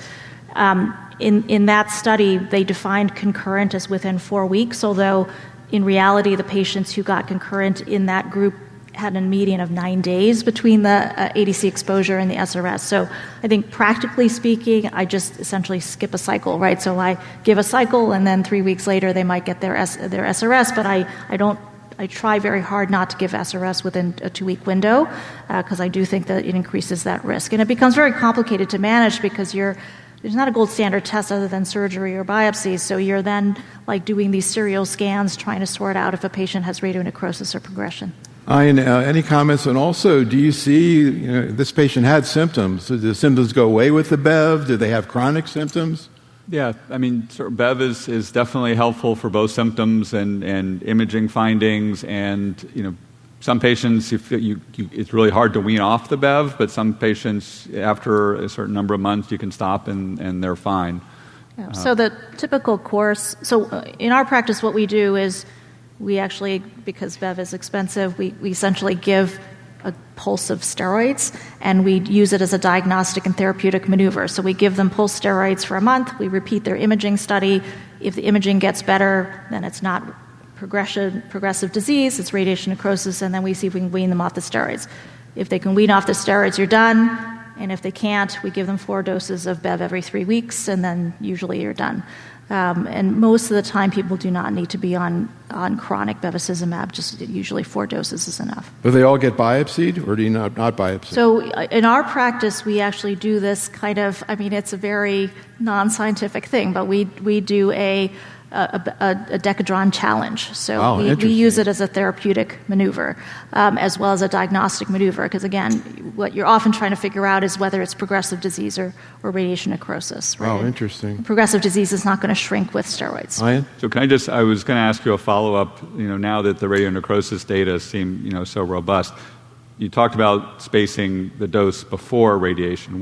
How long do you wait before you restart? Because that wasn't really evaluated in most of those studies. It depends on how like somebody has a lot of visceral disease and you need to restart, you just restart, right? But many times these are patients with isolated CNS oligo-PD in the brain, so you can essentially skip a cycle and you put the SRS in the middle. And you think that's enough, skipping one cycle? It does seem in this study, right, they use a 4-week window, and again, the real window was 9 days if you actually look at the data, and it was a very dramatic difference. All right, so we might pick up on some of these things as we go along, but let's keep moving here. And our next topic here is sequencing of agents in metastatic disease in the absence of CNS involvement. Ian? Yeah, so, we've had, pretty long stability of our first and second line therapies for HER2-positive disease. We used THP in the first line, TDM1 in the second line. But then in the last few years, obviously, we've seen big changes in that, and that's largely because of the development of trastuzumab deruxtecan, which was originally shown in very pretreated patients to have very durable benefit in DB01, but of course the real dramatic finding was in DB03 in the second line setting where TDXD was far superior to TDM1, and TDXD became the standard second line. At ASCO this year, I'll just point out that we now have long-term toxicity data from that study, which was very reassuring. There were no surprises with long-term treatment, and there was essentially no grade 5 or grade 4 ILD despite the long follow-up. So I think we're all comfortable using TDXD in the second line setting, but of course at ASCO, as we've already talked about, we saw DB09 data showing impressive efficacy of TDXD plus pertuzumab in the first line. It's clearly a good option for those patients. But then the question is, what do you do next? We've disrupted our tried and true regimens. What do we do for second line? What do we do for later line? So I wanted to focus on that in this session, and I want to structure it based on some of the things that we've learned over the last few decades in treating HER2-positive metastatic disease, which is one, it's important to always include a HER2-targeted therapy in each line of therapy. We've had multiple trials demonstrating that it's always more effective to include a HER2 therapy than not, regardless of what line of treatment you're talking about. And if you're going to use chemotherapy, just use one chemotherapy. There's no data that doublet chemotherapy is better than single-agent chemotherapy when combined with HER2 treatment. And lastly, of course, it now makes sense to include some of our newer generation HER2 therapies in our regimens. So let's just walk through what we have available to us. We already talked about tucatinib, this very selective HER2 kinase inhibitor that was defined as a useful agent in HER2-CLIMB, which Nancy talked about. Adding tucatinib to trastuzumab capecitabine not only is effective in the brain, it's also very good overall in patients without brain metastases. So this was the overall survival data, very substantial benefit, and it comes at a pretty small cost in terms of added toxicity. You also heard about HER2-CLIMB-02, which was asking whether tucatinib adds to TDM1. There's good preclinical rationale for doing that, but in the study, while it was statistically a positive trial, the benefit was really quite modest, really only a 2-month improvement, and it came at a substantial cost in toxicity. TDM1 alone is very well tolerated. When you add tucatinib to it, we saw substantial increase in symptomatic things like nausea and diarrhea, but also high rates of grade 3 or higher transaminase elevations. So at least in my interpretation of this data, the small improvement in benefit is outweighed by the large increase in toxicity. So I think for most patients, using tucatinib and TDM1 in separate regimens is probably the way to go. We also have data on neratinib. We already talked about neratinib, this very potent, irreversible inhibitor of all of the HER family members. In NALA, the combination of neratinib and capecitabine was compared to lapatinib and capecitabine. This was also a positive trial, but also a pretty modest benefit. You're going to hear a theme here. And there was no survival benefit. But there was substantial toxicity, of course, as we're all used to using neratinib. Grade 3 diarrhea was, about a quarter of patients despite loperamide prophylaxis. And now a drug that I think kind of snuck onto the scene, very interesting biologic called margetuximab, which essentially is trastuzumab with a modified FC portion so that it binds more tightly to FC receptors and therefore it can more effectively activate ADCC, or antibody-dependent cellular cytotoxicity. And this is particularly important in patients who have polymorphisms in FC receptors that don't bind as well to antibodies. So the idea was by altering trastuzumab, this drug would work particularly well in these patients with low affinity FC receptors. And this idea was tested in the SOPHIA trial, which is a simple trial in patients who had pretreated HER2-positive disease, comparing MARG plus chemotherapy versus trastuzumab plus chemotherapy. And again, this was a positive trial.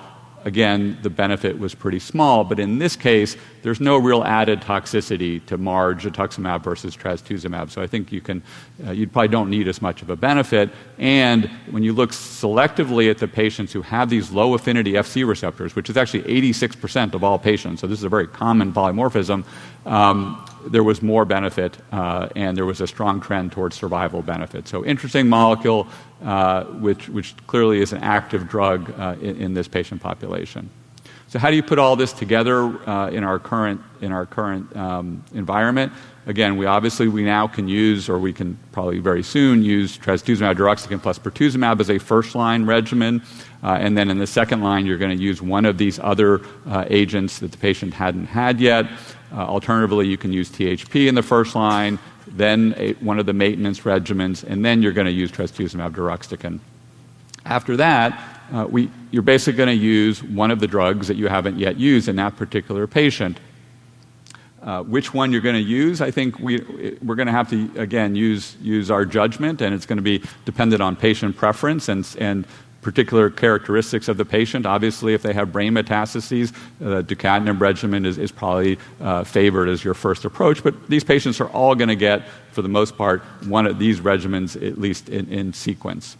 After that, I think we're then going back to chemotherapy plus trastuzumab or chemotherapy plus margetuximab, particularly if they have the low affinity FC receptor. And you can use endocrine therapy in the HER2-positive, ER-positive patients. What about newer drugs in the pipeline? We have a number of those that look quite promising. SHR A1811 is a new trastuzumab-based ADC with a topoisomerase inhibitor payload and a cleavable linker with bystander effect, so structurally somewhat similar to TDXD. This was tested in a randomized phase 3 trial called Horizon Breast 01, comparing this ADC versus the potent kinase inhibitor pyrotinib plus capecitabine. This data, which was presented at ESMO a few months ago, was looking at a trial. In this trial, most patients were second line, and most patients had prior pertuzumab. And the data are pretty clear-cut. There is a substantial PFS benefit to the ADC over the pyrotinib regimen, and it looks like a survival benefit trending in that direction as well.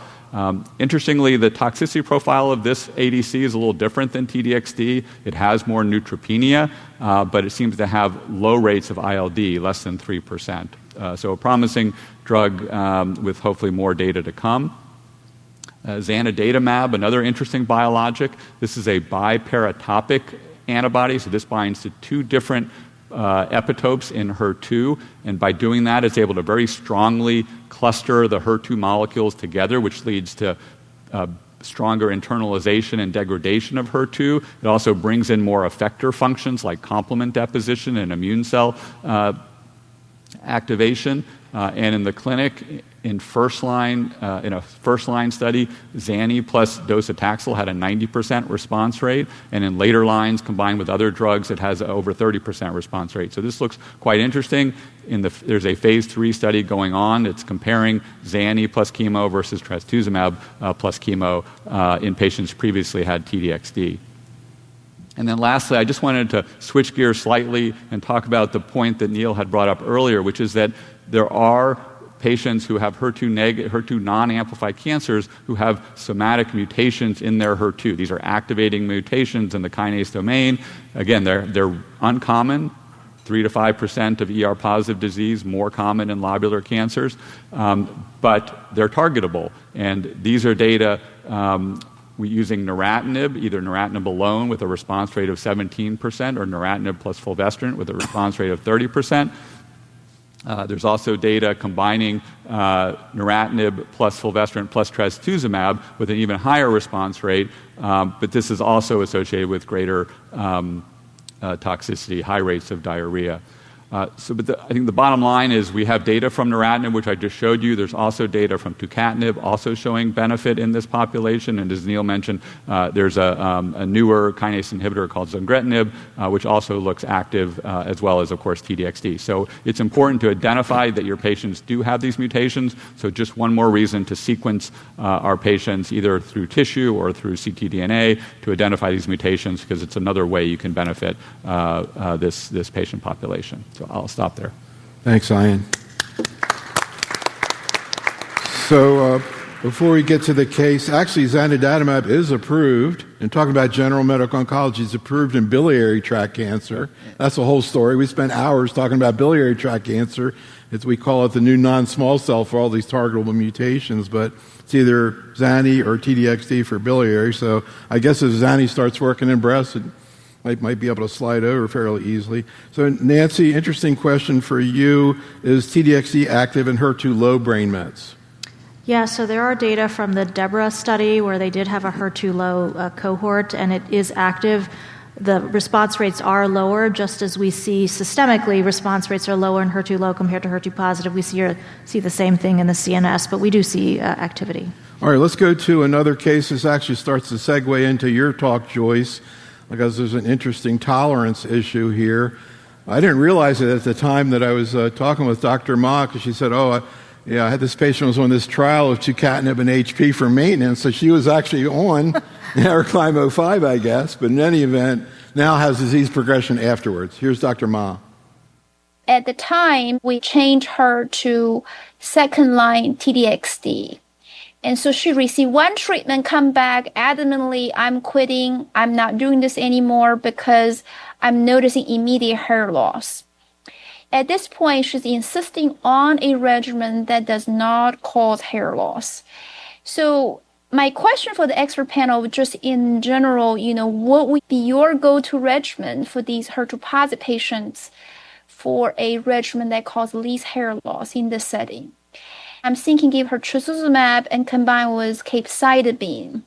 Is that something expert panel think is a reasonable choice in this setting, clearly refractory to tucatinib HP on trial? Is that something worthwhile trying, or do the expert panel have any other good suggestions? I wonder if you repeated, her x-ray or scan, and you saw improvement, whether or not she'd be willing to go back on the TDXD. Oh, she responded. Her marker came down immediately. Really? So she responded to the dose of TDXD? Yeah, just one dose. Wow. Dose. It and came she doesn't down. want to continue it? No, she was crying. I think she would take it. She just want in her mind to have a chance of keep her hair a little longer. I think she would eventually accept it. I wonder whether a cold cap would work with an ADC. I haven't used in metastatic patients. That'd be a question for the expert panel. Has anybody had experience in patients who use these ADCs with a longer half-life? So, Joyce, in addition to addressing the particular issue here, in general, I guess we're going to have people now relapsing after her climb 5. Is TDXD going to be next, which is what she's trying to do here? And any thoughts about this case? Yes, for sure. I think she gave the right treatment for the patient. We've got this discussion going in our practice because none of us have seen alopecia at a dose of TDXD of 4.4 instead of the 5.4. So we're kind of watching that because it would be nice. There are some patients that really will decline the medicine at this time because of alopecia. It's that kind of important to patients, as we know. So we're watching that. So that'd be something she might discuss and see if the patient be willing to take another dose, because she can watch her tumor marker again, making sure it's continuing to go down. I have used the scalp cooling, the Paxman scalp cooling, which is easier than the cold packs and everything, and it does work. You do have to cool for a long period of time afterwards because it's a long half-life. But I've had patients just go 2.5 hours after the TDXD, and it has worked. It's worked well for them. So I have had patients do it. Not so much with sacituzumab. I haven't had luck with sacituzumab, but with TDXD I have. Ian, anything you want to add to that? Any other regimens that you might consider? Well, there's good old-fashioned TDM1, which doesn't cause alopecia at all, and works quite well. We have data that it works, after TDXD, and we have data that, of course, that it works before TDXD. So I think that would be an easy option to give her. I think, as you said, I don't know about dose reduction with TDXD, but I think that's an interesting point. And I know there's been interest in looking at cold caps for TDXD. I think your institution, Nancy, has tried to explore that, but I think both of those. But TDM1 is also a good option. What have you seen there, Nancy? I have to say, in the study, TDXD was required to start at full dose. That was the way the study was set up, and the cold caps don't look like they work very well. But again, whether if you started a dose reduction, if you change the schedule, whether the duration of cooling, there's a lot of variables still left to explore. Nadia, any thoughts about, again, sequencing after her climb 5, and also other regimens that are maybe less or non-alopecic? Yeah, I would have gone for TDM1. I would echo what Ian just said, but I think it's reasonable also to give it a try with tucatinib, trastuzumab, capecitabine, because you're adding in 2 more agents here in addition to the tucatinib, and I would have also tried scalp cooling. I think it's worth trying. If it doesn't work, it doesn't work, but we have had some good experiences, so I can echo Joyce's experiences as well. So, Giuseppe, let me squeeze in a quick case here from the audience. 55-year-old woman, ER negative, HER2 positive, post-neoadjuvant TCHP for T2N1 disease, had a CR 2 years ago.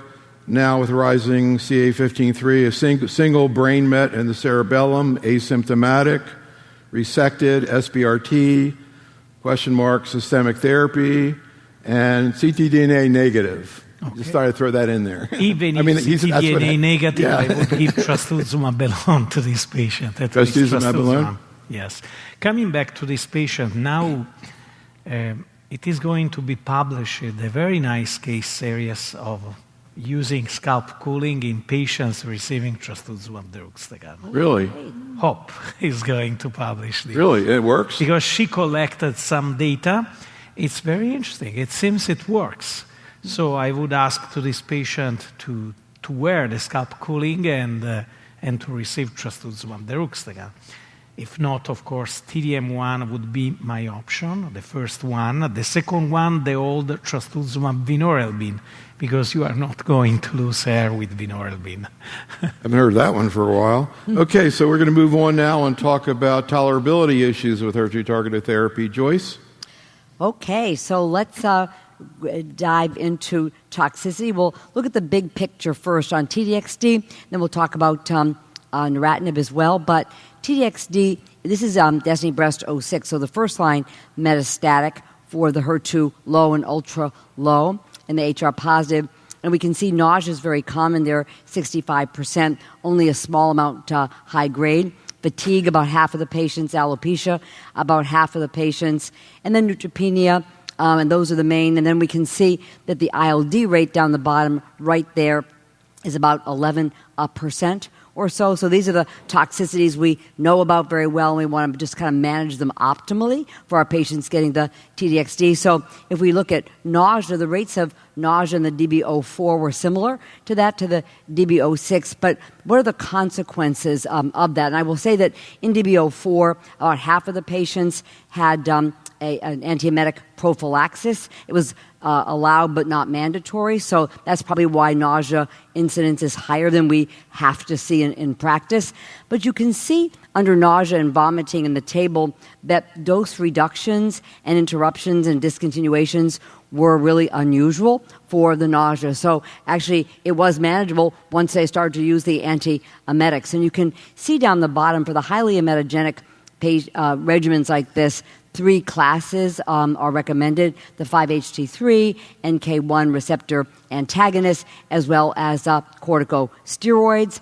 And then, of course, we've got these wonderful data from the New England Journal of Medicine adding olanzapine for highly emetogenic chemotherapy in breast cancer and lung cancer, adding it to the standard highly emetogenic regimen.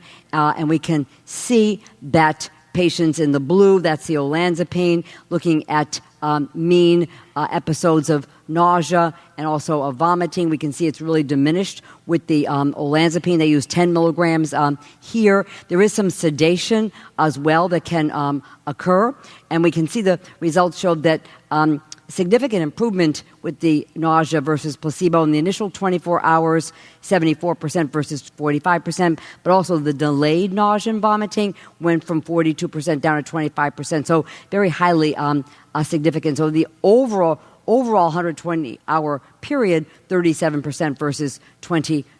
But there was some undesired sedation, but we can cut the dose in half. A lot of us start with 2.5 at HS at the night of the TDXD and actually the night of any highly emetogenic chemotherapy, and usually continue it for 7 to 10 days. But if there's any queasiness the patient has during the day, they want to take it that night so they don't have to put up with it again the next day. We can go down to 1.25 if patients experience any sedation. And if it's not quite effective enough at the 2.5, we simply go up on the dose to 5 milligrams. As I think all of us really have experienced now, this has made a huge, huge difference for the TDXD. And so now it's one of the options in the red box on the NCCN guidelines in 2025 to add it to the 3-drug regimen, the 3-class regimen for the highly emetogenic therapy. So very, very, very good option. So then let's look at ILD and DB04. We see 12%. In DB06, it was 11%. With regard to ejection fraction decrease, it was about 5% or so, and cardiac failure, very, very uncommon. fortunately, in this pooled analysis from 9 trastuzumab deruxtecan monotherapy trials, we see that 87% of patients who developed ILD did so within the first 12 months of their first dose, is a little bit after the first 12 months, so we still have to be vigilant and screen the patients. And if we want to know which patients are at highest risk for developing the TDXD pneumonitis, it is those that are older, greater than 65, those from Japan, lung comorbidities, renal function, moderate or severe renal dysfunction, and also dose. It is also dose dependent. The higher dose used in lung cancer has a higher rate than the 5.4 that we use, and then a lower baseline O2 saturation also is higher risk. So those are the patients we want to be careful about. I personally start the dose a little bit lower in these patients that are at higher risk. I start the 4.4 in these patients.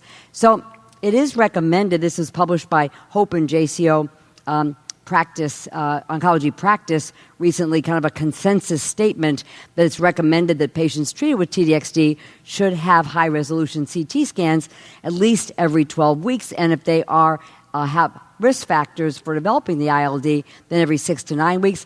I personally use non-contrast chest CT scans just because it's just easier for the patient. There's some safety advantage there avoiding the contrast eye, but I tend to get them personally every 9 weeks or so.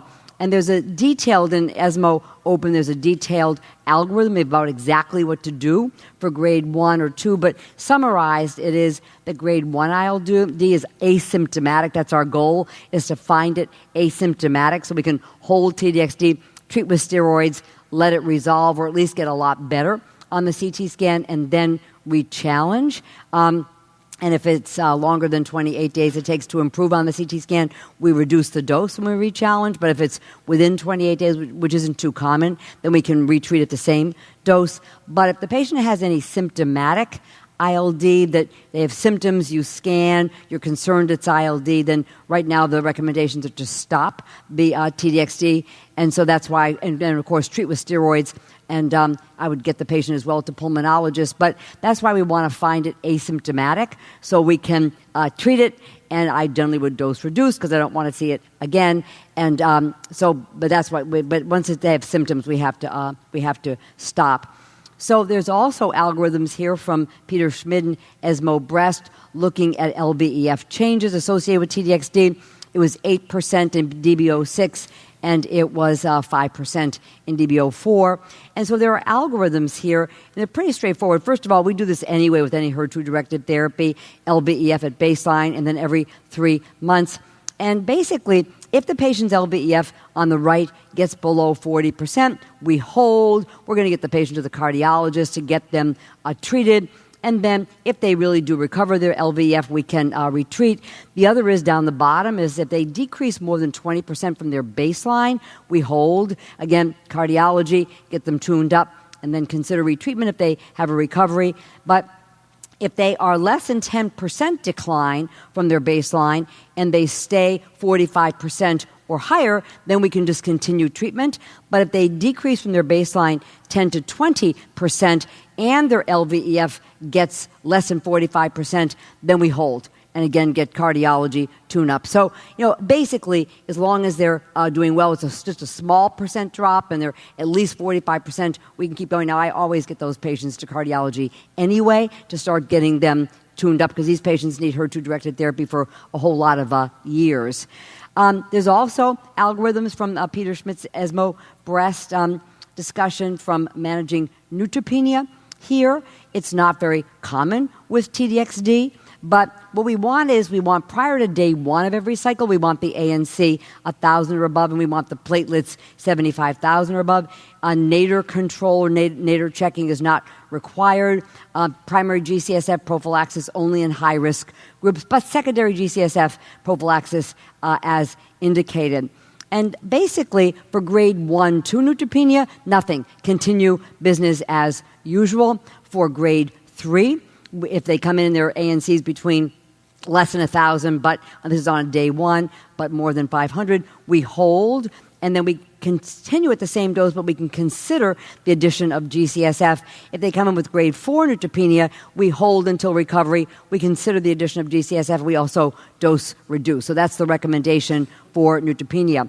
There were these interesting data presented from HOPE at TESMO Breast looking at TDXD re-challenge in patients who had grade 1 ILD. There were a few patients with grade 2, but that's really off of our guidelines and recommendations. It was 45 patients pooled data from all of the Destiny Breast trials, and the overall rate of any grade ILD was 9%, and 45 were retreated.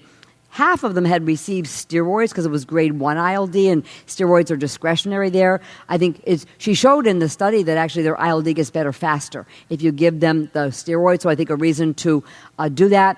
And then they were re-challenged. 2/3 did not have a dose reduction, 1/3 did have a dose reduction, and 1/3 had recurrent ILD, but it was grade 1-2. There was no deaths from the re-challenge.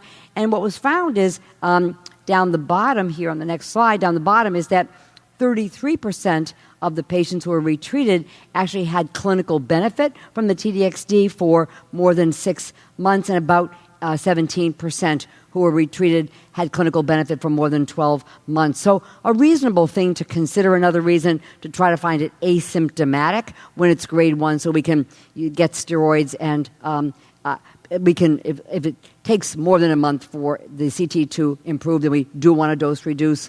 But then otherwise we don't necessarily have to. And they didn't all dose reduce. 1/3 did in this particular study. I won't belabor this. This is just another publication from the Memorial Sloan Kettering group who looked at this issue of increased incidence of radiation necrosis in the context of having had concurrent ADC treatment. Now that was defined, this was again a retrospective analysis of their patients. They defined concurrent here, concurrent ADC and stereotactic radiotherapy, as SRT given within 7 days before the ADC or within 21 days after the ADC. You can see at the top right, there's a fourfold increase in the orange of the radiation necrosis in patients who had so-called concurrent, as opposed to the blue line down the bottom who did not have it concurrently. And down the bottom right, it depends on the volume of the cancer, the size of the cancer, the cancers or metastasis that undergo the SRS. So the larger the volume treated, the higher the risk for the radiation necrosis if there's concurrent ADC plus SRT. So this is what we've been using in our practice to try to, use this to try to not do the SRS within at least one. We hold the ADC within a week of the SRS, and then if they get the SRS, we don't treat them for 3 weeks after that. What we've been doing based on this publication here. Just briefly, we've already seen these good data from the ExteNet study. These patients had only had trastuzumab and chemotherapy. They had not had pertuzumab. They had not had TDM1. But in the HR-positive subset of patients who had residual disease after preoperative chemotherapy and trastuzumab, there was a 9% improvement in overall survival. An exploratory analysis for sure, 7.4%. Improvement in IDFS. Diarrhea, of course, was the main treatment-limiting toxicity. We're all well aware of the dose escalation. And with this in the control trial, 93% of the patients were able to escalate up to the full dose at week 3. And patients, no patients in this control study stopped the neratinib after 1 month of therapy, with the escalation occurring over 3 to 4 weeks. Nobody stopped it after that month. So it was pretty effective in terms of keeping patients on study. And this was a retrospective analysis of the ExteNet study, looking at the outcome of patients who were able to take the neratinib for 11 months or longer. Up at the top, we have these are the HR-positive patients, IDFS top left, and that's in the overall population, and in the no-PAF-CR patient in the upper right.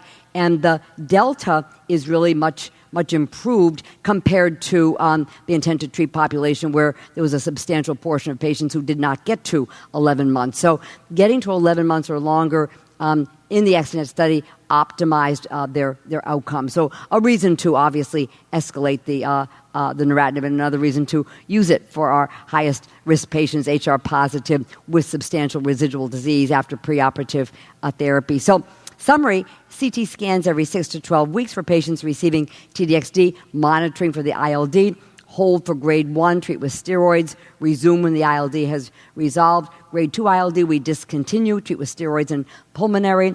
T-DXd, acute and chronic nausea, low-dose olanzapine added to highly emetogenic 3-drug regimen, continuing until there's no breakthrough nausea, monitoring the LVEF every 3 to 4 months. T-DXd dose reduction reduces the risk of ILD and reduces treatment-related fatigue, neratinib diarrhea. Start at 120 or 160 and increase as tolerated. Aim for 11 months of adjuvant neratinib to obtain the full benefit and avoid the concurrent ADC. And it was regardless of, in that memorial study, it was SG, and it was TDM1, and it was T-DXd. It was regardless of which of the ADCs they had concurrently with the radiation therapy. Thanks, Joyce. You were talking about Peter Schmidt, and we actually had him here last night for our ADC program. And I was mentioning, we were going to the ASCO GI meeting, as we always do. One of our programs was on HER2-positive GI cancers. It was really interesting once T-DXd got beyond breast cancer, dealing with the lung people, the GYN people, the GU people. So I was showing last night that we actually had like Hope Rugo and Priyanka Sharma on video that we would take to the GU meetings and play, and they would do the same spiel you were doing about, like, for example, nausea and all. And then, we would say, somebody said to somebody on the panel, well, how do you manage, prevention nausea and vomiting? And they go, oh, I do what she said. Anyhow, another thing we didn't get to last night about it, and you were talking about nausea and vomiting, that actually was on a video we never got to show, which is one of the oncologists had a question about the use of cannabinoids. Any thoughts? Joyce? I haven't looked at the data recently, but I'll tell you this. We have a very talented palliative care physician in our practice who she is specially licensed to distribute and to use medical cannabinoids and THC, and she's extremely good. She does utilize it. There are data, and she does use it for fatigue and for sleep and for some nausea, vomiting, and she does, but we refer to her, quite honestly. Okay, so let's go to our next case. Nadia is a 64-year-old woman, localized ER-negative HER2-positive disease. She actually ends up getting adjuvant therapy. She's found to be node positive. He brings up some issues that Joyce touched on, but I'd like to hear, Nadia, your thoughts about it. This is a 64-year-old woman who was diagnosed with an ER-PR-negative HER2-positive infiltrating ductal carcinoma, treated with lumpectomy and then adjuvant TCHP. Eventually, after about 2 cycles, she had to switch to TCH with the trastuzumab alone because of diarrhea. During her treatment, we did the 3-month follow-up echocardiogram and found that she had a mild decline in her ejection fraction. And to some degree, in retrospect, she said that she felt a bit more short of breath with exertion. So a couple of questions for your faculty here. How much does the ejection fraction have to decline for you to consider stopping the adjuvant trastuzumab? Do you base that entirely on how they're doing clinically?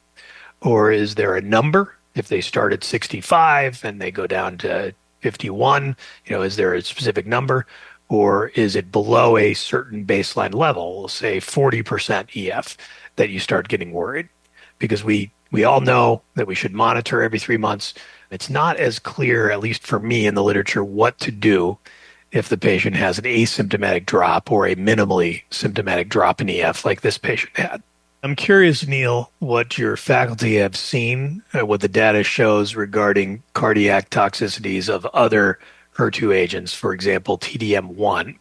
Does that have a similar or a greater cardiotoxicity as compared to trastuzumab or pertuzumab or the combination? And similarly with TDXD, what is the potential cardiac toxicity of that particular agent? Nadia?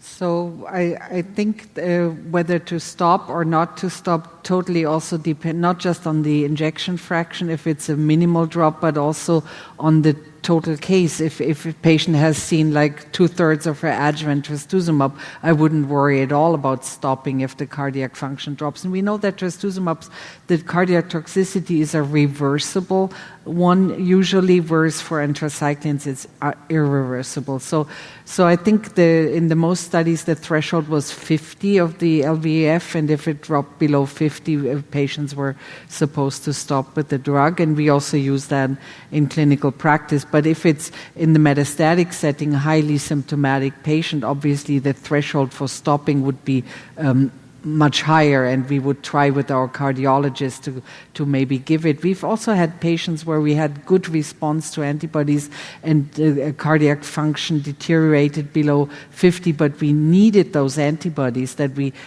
worked with the cardiologist and did an echo before every cycle.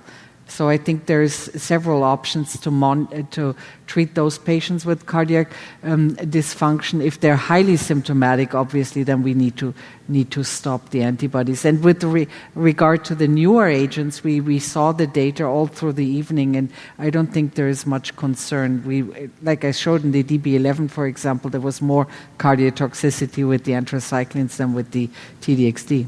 Thanks. So, Nancy, I'd like you to listen to these next two cases. You know, all the data is great, but then once you get into clinical practice and see real patients, it's never necessarily that straightforward. So Dr. Ku has a 72-year-old woman with metastatic ER-positive, HER2-positive disease who gets TDXD and he'll hear, develops pulmonary symptoms, but no diagnostic imaging findings. And Dr. Zelkowitz has a 46-year-old woman with ER-positive, HER2-positive disease, metastatic to the brain and lung, multiple prior treatments, is now responding to TDXD, but develops grade 1 ILD. Here are the cases. We've been tried trastuzumab deruxtecan, but after 2 cycles, starts developing a very nonspecific shortness of breath. There's not really very much on vitals in the clinic. It's not like she's more tachycardic or more hypoxic or hemodynamically unstable, but she's just saying she feels more of this shortness of breath, takes more time to try to be able to rest and get back to normal.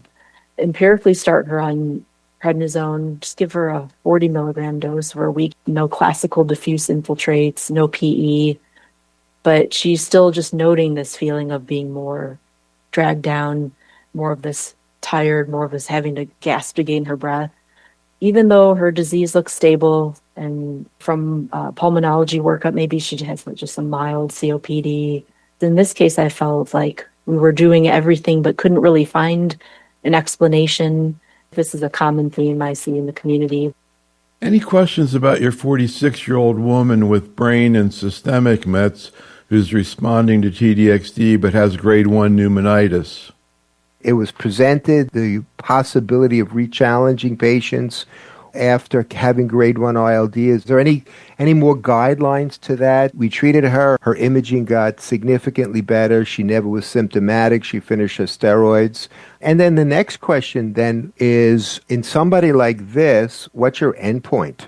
How long would you treat her with TDXD? Would you treat her longer because she has CNS disease also? You know, talking about other disciplines, you know, lung cancer with COPD, cardiovascular problems, it really can get very interesting. How about these two situations, Nancy? A patient has pulmonary symptoms, nothing on imaging, and again, the issue of re-challenge, patient with brain and lung mets. Yeah, so for the first patient, she's 72.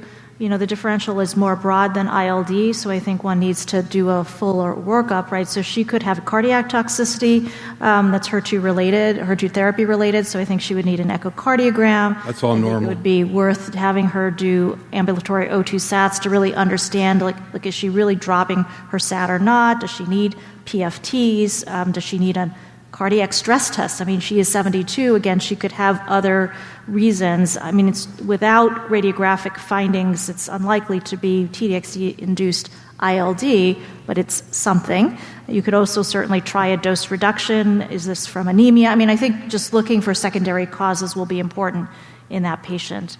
I think for the second patient, we use the guidelines that Joyce noted in terms of holding for grade 1 ILD, treating with steroids.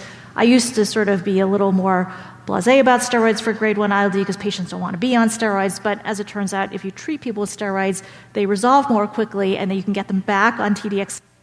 So it is, I think, very advantageous to do that. And then when I re-challenge, again, I am very meticulous about the follow-up chest CT scans. So a question from the audience, Giuseppe. Any situation where you'd retreat a patient with grade 2 or 3, you have a patient who has a great response, you really, you've used a lot of things before, would you ever do that? Well, with ILD grade 1, it's quite common for me to treat, to re-challenge. Because if you deliver an appropriate dose of steroid treatment, in the majority of the cases, you have a complete resolution. And then you can re-challenge again. For grade 2, you have to be a little bit more careful. Because I did, in some case, of course, if you treat appropriately, you can have a complete resolution of the ILD, but in other cases, you may have a rapid deterioration of the pulmonary function. So the advice is to be very careful for grade 2 ILD, because sometimes you can, of course, rather than improving, you deteriorate the pulmonary function. So do not re-challenge with grade 2 if you don't have experience with trastuzumab deruxtecan.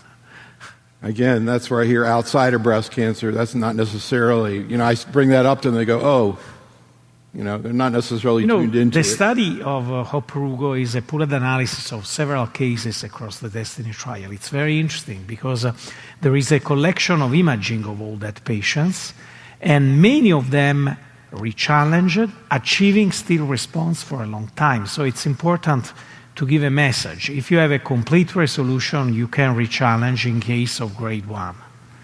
So many great questions here. Maybe see if I can get one or two more in here. Ian, a question here about oligometastatic HER2-positive metastatic disease. This person says, in the past, I would use neoadjuvant TCHP, surgery, RT, try to go for cure. Now with all these new data in the neoadjuvant setting, does that change? How are you approaching HER2-positive oligometastatic disease? Yeah, it's a great question. One I don't have a great answer for, I don't think. It's, as our systemic therapies have gotten better and better, we think we're getting closer and closer to potentially curing patients with metastatic disease. We already cure 16% of patients just treated with Cleopatra regimen. We expect that that's going to be even higher with DB09 because the complete response rate is higher. So, again, I think if we're going to cure any metastatic breast cancer, it's going to be HER2-positive disease first. There's trials going on looking at maximizing systemic therapy. There's a trial going to go on in the cooperative group setting that's going to look at treating oligometastatic disease with local therapy as well as trying to maximize systemic therapy. Personally, I generally don't treat oligometastatic disease with local therapy. I just use systemic therapy, but I would certainly look for a clinical trial for those patients. But I don't know if others have. Yeah, I mean, Memorial Sloan Kettering does have a trial open where patients receive basically neoadjuvant therapy, and then they have surgery, and then SBRT or SRS to all metastatic sites to try to test this question. I will say that the patients where I do try a so-called curative hope regimen are the patients with like one oligomet, right? But I'm pretty strict about that because I think once you start thinking about like 5 oligomets, is that really a curative situation? Are you really benefiting somebody from doing maximal local therapy? I don't know, but we'll find out. So there will be SWOG does have an approved concept. The protocol is being developed, and the question will be a randomized trial, really looking at sort of essentially stage 3 type of treatment versus usual care for patients who have oligometastatic HER2-positive disease, and so that will be open through the cooperative groups once the protocol gets through all the different steps. Awesome. So I really want to thank the docs who present these cases, and we've presented, I think, 5,000 cases since the pandemic started. Wow. Now we have so much access to people, so it really changed what we do tremendously, but we're so grateful to these people for doing this. Thanks so much for the faculty for attending. Thanks so much.